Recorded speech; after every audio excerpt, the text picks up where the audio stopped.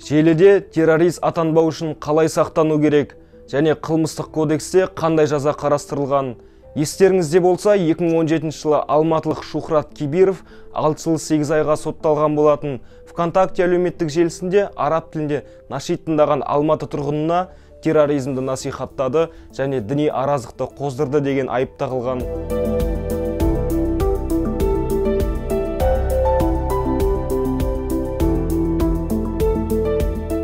Прошу произнести эту фразу. Какая же фраза возбуждает религиозную вражду и пропагандирует терроризм?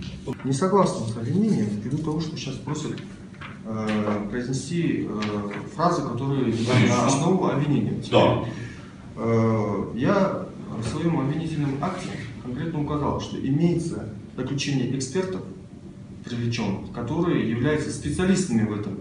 Сол кезде Шухрат Кибиров та, оның адвокаты да үкіммен келіспейтінін айтқан. Ендеше терроризмді насихаттағандарға қандай жаза қарастырылған және қалай сақтану керек, біле жүріңіз.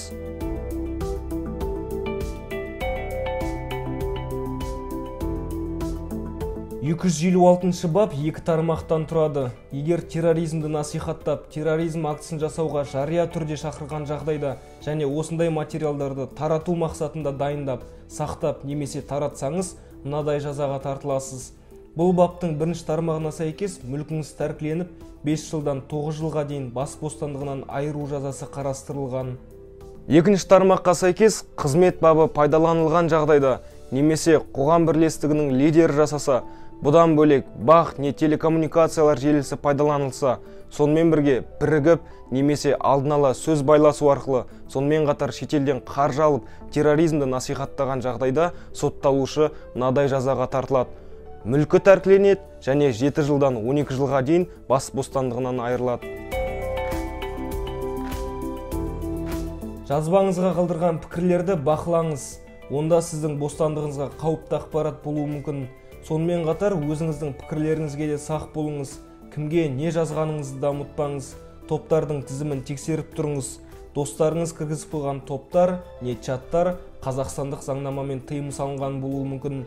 Діни көзқарасыңызды, бағытыңызды жария түрде көрсету, жек көру, шағымдану және қудалауға алып келуі мүмкін. Әлеуметтік желілерде сеніміңізді талқыға салмаған жөн. Назарларыңызға рахмет. Фактчек.kz сайтының желідегі парақшаларына тіркелуді ұмытпаңыздар. Шындыққа әркімнің ақ бар таласы.